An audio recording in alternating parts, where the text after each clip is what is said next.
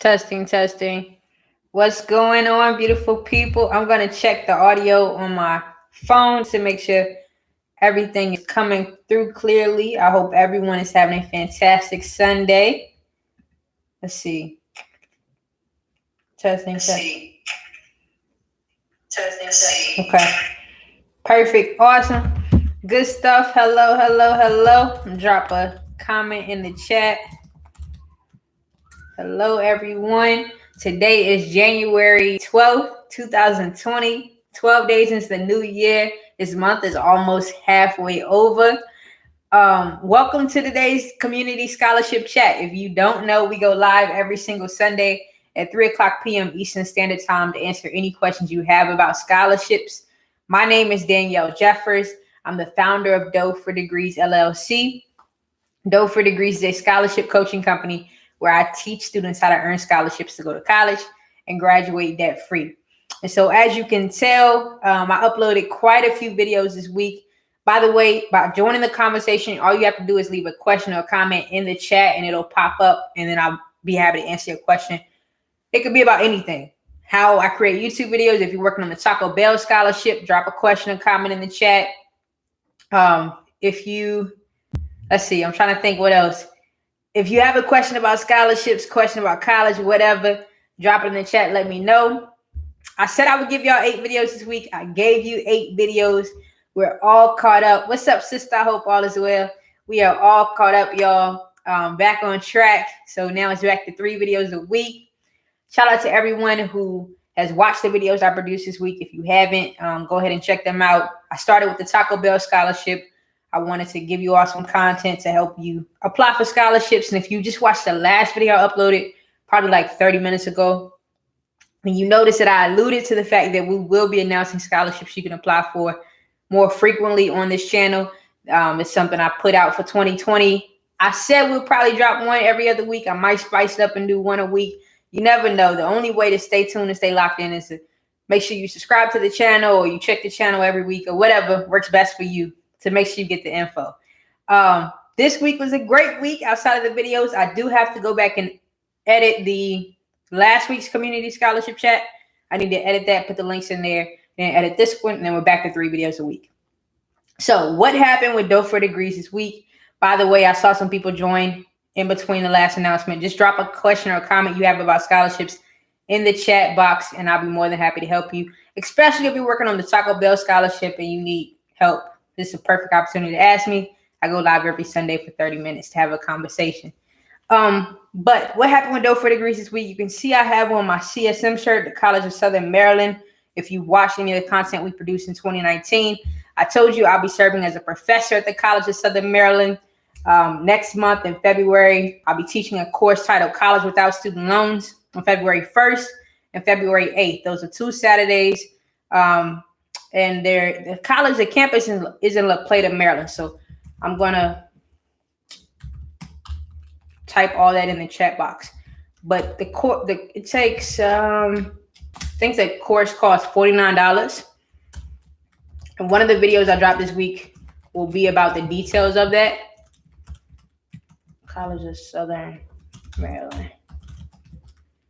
And I'm going to teach you how to register for that class. So you can meet me in person and meet some of my team members who plan to be there as well. Great things.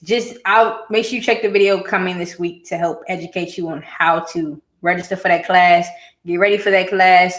The stuff I produce in speaking engagements and workshops and things I do for different people, it's totally different than what I do on YouTube.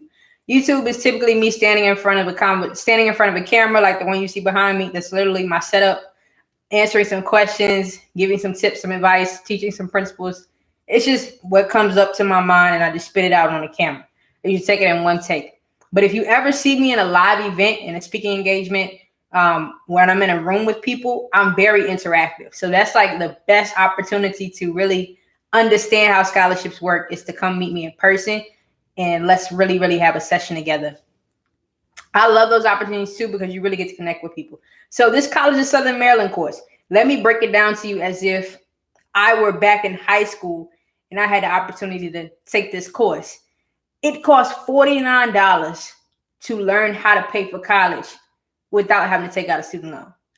Like, you're literally going to be able to sit and hear from me, someone who just finished school last year, in May of last year, never took out a student loan, and actually essentially got paid to go to school. Because I tell y'all all the time in all my videos, part of my intro is I won more than $200,000 in scholarships. And for those who watch my videos all the time, I'm sorry you keep hearing that over and over again. But that is the intro for Dough for Degrees YouTube channel, to educate people on what Dough for Degrees is as a company or an entity, but also to educate people on who I am and why I'm talking to them. It's basically to establish credibility. But if I were in high school again, and this course is available to students who are 15 and up, so you could be in college, you could go to University of Maryland and take this course. Like, it's open to anyone who wants to take it, as long as you're 15 or older. If I were in high school again and I knew I wanted to go to college, I would definitely spend the $49 to take that class. And it's literally 3 hours, 9 a.m. to 12 p.m., February 1st and February 8th, 2 Saturdays, and that's it. Now, I'm going to tell you straight up, I'm not going to stand up and talk to you for 6 hours. Like, I'm just not going to do it. I'm not going to stand up there in front of a PowerPoint and read bullets off to you for 6 hours. No, we're going to play some games. What's up? That's my dad. He said, "You go, girl. Thanks for joining." We're going to play some games. We're going to have some fun. We're going to chill and just enjoy each other's company. But I'm also going to give it to you in a practical manner. Like, I'm going to talk to you straight up. You have your guidance counselors who you can meet with, you can speak with about making sure you're on track to earn the credits you need to get your high school diploma. But it's very different. They may not be as familiar with the process you're going to go through once you get in college to make sure you have the money. The biggest thing, I tell you this all the time, everyone loves to talk about college. Everyone loves to tell students to go to college. But no one really talks about how students are going to pay for it. No one really sits down and has these conversations with students about their student loan process or how they're paying back their student loans. They're just encouraging everyone to go to college. And this is something I've been studying in my off time, is the failure of the traditional American system, where I talk to a lot of adults, and a lot of people tell me, because I try to keep an open mind, they say, "Why are you so focused on helping people live a debt-free lifestyle? Has it ever occurred to you that some people don't care if they have debt or not?" I'm like, that's a good point. Some people just don't care if they have student loan debt. Some people don't care to be debt-free. It's not a priority for them. It's not something that interests them. I completely understand it. But for those of you who do want to be debt-free, and those of you who would like to live life without student loans, this is the perfect opportunity to learn how to do that. Let me tell you this too. I'll speak on it, and I'm going to transition to another topic. Once again, if you have a question or a comment about scholarships, leave it in the chat. But the traditional American education system prepares you to live a life with debt. And if you watch any of the content we produced in 2019, especially the video where I said, "Do you have to go to college?" And I answered that by saying no, but you do need to have a plan for your life. And then I think there was a second video. It's in the FAQ series we produce every month, titled, "Do I have to apply for scholarships?" That was the second video. I really broke down the lifestyle of someone who is intentional about going to college versus someone who's not, and they just do it because everyone tells them to do it. If you think about it, the push to go to college, the way it's marketed in TVs and ads and social media, whatever, it's marketed to you as an opportunity to get away from your parents, pop some bottles, have fun, and then work to get a degree. But once they give you that hype spiel, they play to your emotions. No one really talks about the after effects of college. It's often promoted as the best 4 years of your life. Now, just think about this in a different way. If someone's telling you this 4-year time span from 18 to 22 is supposed to be the best years of your life, what's going to happen after you're 22? Because that means everything after 22 is going to be worse. So why is college going to be the best years of my life and the remaining years of my life going to be worse? That sounds backwards, because there's more time left in my life, hopefully, than there will be while I'm in school. So I just want you to take into consideration and really think about the fact that most students go to college not having a plan, but going because someone told them to go, and the tuition prices may increase 2 to 3% every year. And so you don't have any money going in. You're going out of college, hopefully having graduated, which you might have student loans, and now you're trying to get a job to get the money to pay that back and keep your head above water by paying your bills and being independent in some way or another. That's just the time frame. So it's already putting you in a position to fail financially initially because you owe someone. You have no chance of being free until you pay them back. And then at the same time, your expenses continue to increase because you're going to have car notes, rent, whatever. You want to buy a house, you want to start a business, you want to invest in some property, whatever, you want to go on vacation, your expenses will always increase in some way or another until you increase your income so that your expenses are like 20% of your budget every month, if you get what I'm saying. So what I'm saying is the traditional American education system is teaching you to be an employee. There's nothing wrong with being an employee. Please don't misunderstand me. That's not what I'm trying to speak on. I'm saying it's teaching you to follow the system, to be sheep and not think for yourself. Think for yourself and have a plan. I don't know, some millennials or some people who are on social media may watch Gary Vaynerchuk. He's a marketing genius, marketing specialist. He owns quite a few companies. And one question a lot of people ask him is, should my kid go to college? And students may say, my parent wants me to go to college, but I really want to do my freelance thing and not really go to college. College isn't for everyone. And he often encourages people not to follow the system, but to figure out what really works for you, especially in this window of time you have between 20 and 28 to really figure it out. Like if you fall on your face at 28, you fall on your face at 24, you can pick yourself back up and keep going. Like it's not that heavy if you don't have a lot of responsibilities. Now, if you're married, you have kids and things like that, that's a totally different story. So, I mean, just be willing to take some risk in order to get the reward you really want. Because trust and believe, many of us have dreamt of the day where we could have a multi-million-dollar mansion and live life on a beach and live in paradise. No one's dropping that out of the sky and placing it in front of people. You're going to have to work for it. And that level of lifestyle, that type of lifestyle requires a large amount of risk. You can't take the conventional route, the slow lane or whatever, and expect to get that much money to be able to live that type of lifestyle. It's going to take a lot of your time to get that. It can happen, but you're going to put forth a lot of time. So those are just some thoughts. That's a video I've been thinking about producing. The failure of the traditional American education system, because it's so big on like making sure students don't fail, making sure you don't get an F. If you get an F, that's horrible. But in business, if you close 35% of your sales, you could be a multimillionaire. I mean, it's two different perspectives. So I'm a huge advocate of helping you identify where works best for you and not doing what people tell you to do without having considered if you're really playing to your strengths and if you're self-aware. Because the more self-aware you are, the better you'll be. Now let's take that principle and apply it to scholarships. How does self-awareness, the ability to know yourself better than anyone else knows you, know what you like and know what you don't like, how does that help you win scholarships? Well, let's take it back to the scholarship process and look at what I taught a few weeks ago when I said there are three main steps to winning scholarships. You have to find scholarships, apply for scholarships, and submit them. Those are the three steps to winning scholarships. Find, apply, submit. You're going to do that over and over and over again if you really want to earn money to go to college and graduate debt free. When you're finding scholarships, there are 4 different types of scholarships: local, national, regional, and institutional. Local, national, regional, and institutional. I think I produced a video on this. It might be in the FAQ series. But those 4 types of scholarships, let me type that in the chat too. The 4 types of scholarships.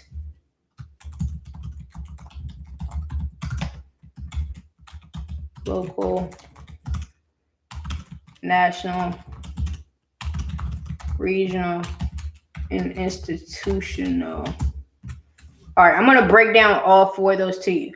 So local scholarships are scholarships available to you if you live in a particular area or a particular hometown. So for instance, I'm from Danville, Virginia. It's right on the border of North Carolina. 75% of the $100,000 plus in scholarships I won as a high school senior came from Danville and the surrounding areas. If you know anything about Danville, the average household income in Danville is between $25,000 to $27,000.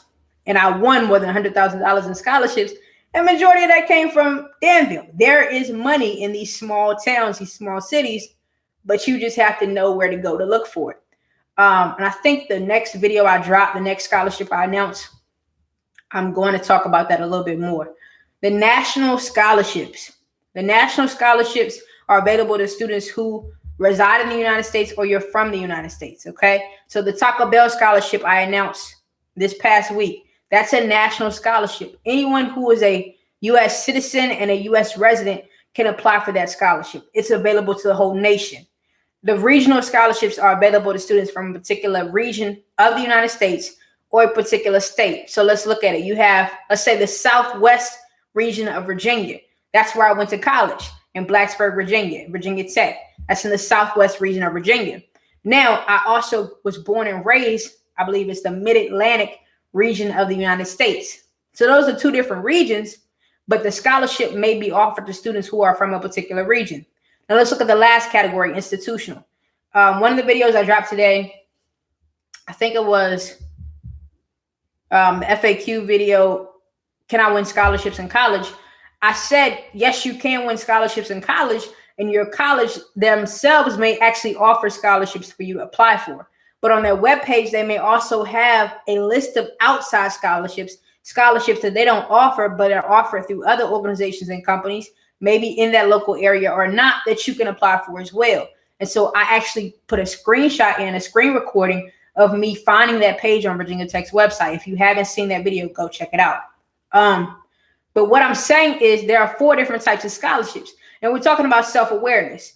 It would be easy to target those scholarships, like the Taco Bell scholarship that's giving away $1 million. They're giving 10 prizes of $25,000. I think they're giving away $10,000, something. They're giving away big money, like at least 4 figures in scholarships for each scholarship recipient. Now, that would be awesome to target these big figure scholarships, because you might be thinking, well, if I win 5 of those, then that's my college education right there. I'm good. It's paid for in its entirety. Okay, that's one way to look at it. But let's say you only apply for those and you don't win any of them. Now you're up the creek without a paddle because you played the game too short. Scholarships are a numbers game. The more scholarships you submit, the more scholarships you might win. And the more scholarships you win, the more debt you increase your chances of graduating debt-free, and maybe even getting some refund checks to help you cover your expenses while you're in school. So that's one way to apply for scholarships or to find scholarships, is to look at the geographic and look at them by sources. Where do they come from? Local, national, regional, institutional. But if you're self-aware, you know how to play to your strengths. And that's how I won so many scholarships, because I'm extremely self-aware. What I do with my clients is I teach them how to create a scholarship profile that's based on who you are, what you want to do, what you like, what you don't like, where you want to go, and how fast you think you're going to get there. In my speaking engagements, and if you sign up for the College of Southern Maryland course, you'll learn this. I'm going to help you create a scholarship profile. What's going to happen is we're going to put these 4 different types of scholarships on the back burner and look at the common categories of scholarship applications, because all scholarship applications fall in 1 of 4 categories. And I don't know them off the top of my head. I have to look back at my notes. But anyway, as someone who was self-aware, I was able to look for scholarships that allowed me to speak about my service, my ambition, my childhood hardships, and also, this goes in line with ambition, but my dreams for my life, what I wanted to accomplish in my life. I've said this before. When you're writing an essay, your job is to be honest, transparent, and vulnerable. Tell the truth, be clear about what you're saying, and show your heart. Don't do those 3 things when you write, and you increase your chances of winning. The only way you're going to stand out is by being different. And the best way to stand out and be different is to reflect the scholarship provider, meaning your essay, your application should be a reflection of what they stand for and what they believe in. So for instance, this Taco Bell scholarship, they're asking you to talk about your passion. Your video should demonstrate a high level of passion. In the last video for that series, I shared like 15 different examples, at least, of submissions for that scholarship. People who had completed applications and submitted their videos for those scholarships. And some of the top prize winners, their videos are extremely professional. But you can tell they have a high level of passion because they probably put in a lot of time to execute that great of a product, that great of a finished version of their video. But it shows that they also are extremely passionate about what they're doing, because there was a lot of energy in the video. You felt it, as opposed to you standing in front of a wall and talking about something without having any pictures or supplemental content in there to help people understand your message. So what I'm saying to you is play to your strengths. And when you play to your strengths, make sure you tell a compelling story that will help persuade the scholarship provider as to why you should win. Okay, what's up, TMH? Peace. I hope all is well. So let's play a little game. I don't know who's in the chat, but let's play a little game. I'm going to give you 2 scenarios, okay? And I'm going to give you a scholarship prompt. I'm coming off the top of my head, so bear with me. But the scholarship prompt is, tell me a story about the time. Tell me in your response to your essay, you have 500 words or less to tell me about a time that you overcame a challenge and what you learned from it. Boom. That's the essay prompt. Once again, in your scholarship essay response, you have 500 words or less to tell me about a challenge you've overcome and what you learned from it. Now, there are 2 different students here. You got Bob and Barbara. I'm coming off the top of my head with this, so bear with me. Bob is going to tell his story about him going to the finals in his high school championship game and tearing his ACL in the first quarter. And he was a star player, star point guard. And now he's trying to figure out how to help his team win from the bench, because he obviously can't play in the championship game anymore. But his team lost. It was his senior year. His team lost. And he's trying to figure out how he's going to get to college, because his ACL is torn and he hasn't been recruited by a school yet. He hasn't made a decision about where he's going to go to school. So basketball might not even be an option. Now, he is in high school. This is his senior year of high school, and he's trying to win scholarships to go to college. Take note of what I'm saying. He's an athlete. He was expecting to get a scholarship to play ball in college, but he didn't. But he's still applying for outside scholarships. For every athlete, whether you're a walk-on or a star player, you can still apply for scholarships that aren't coming from a particular institution, but maybe coming from your local church or community center, a small business, to help pay for the cost of your education, because there's no guarantee that you will be able to play at the level you expect to play at all the time. Okay? If you ever heard of saying books before balls, that's because books can outlast the bounce of a ball sometimes. Whether you have a torn ACL or not, you have the ability, hopefully, to sit down and read a book and convey a message. So if you put that first and you keep your priorities in order, you'll always come out on top, most likely. Now, that's Bob's situation. He's going to talk about his losing his championship game and tearing his ACL and trying to figure out how he's going to pay for college. That's Bob's story. Barbara is going to talk about, because I see students do this all the time, so I'm trying to keep it real. Barbara's going to talk about the time what is Barbara going to talk about? The time she got a B in a class, and it brought her GPA down 0.2 of a point. And now she went from valedictorian to salutatorian. Like, she went from being ranked number 1 in her class to being ranked number 2 in her class. Okay, right off the bat, let's look at Bob and Barbara. Before they even write the first sentence, if that's the premise of their essay, that's what they brainstorm, you can already tell Bob's is going to pull at your heartstrings a little bit more. Why? Because it's emotional, which is something they asked for in the Taco Bell scholarship. It's probably going to be inspiring, because he's going to have to overcome the obstacle. Because once again, the prompt was write a 500-word essay about an obstacle you've overcome and what you learned from it. And number 3, it's going to include other people, so he's not going to look self-centered or selfish.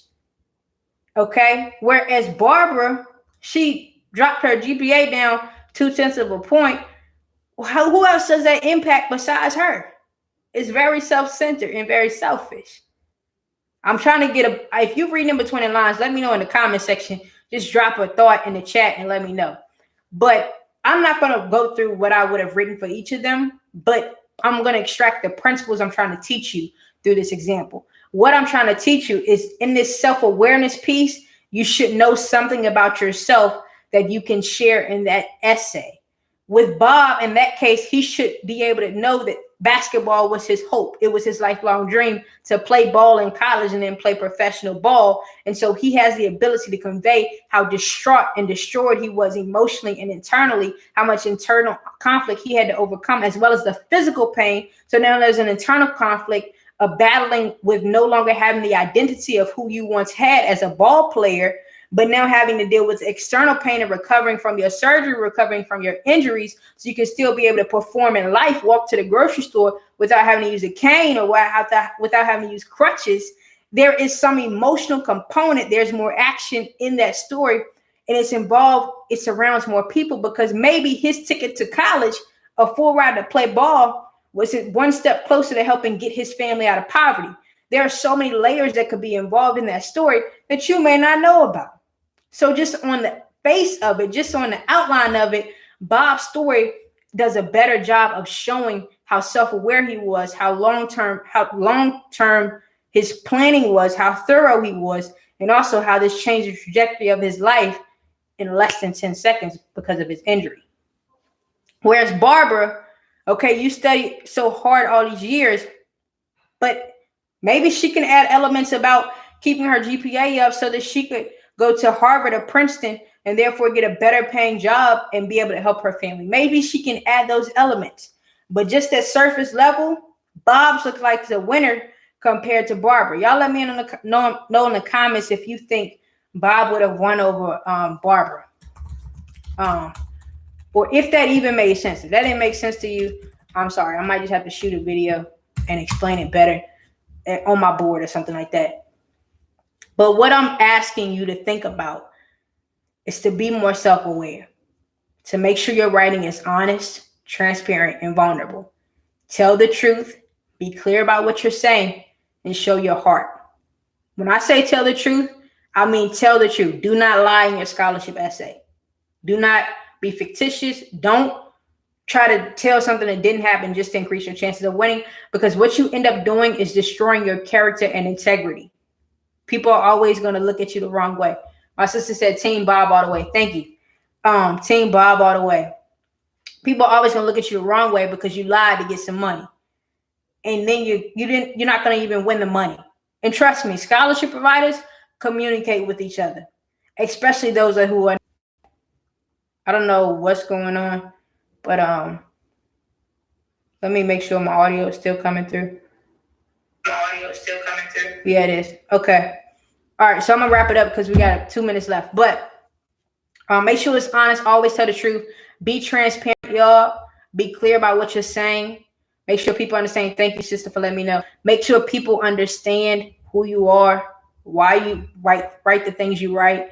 And don't be so metaphorical and try to be Shakespeare in your writing. Just tell it like it is. Call a thing, be straightforward and be plain and get to the point. That's the main thing I want to emphasize.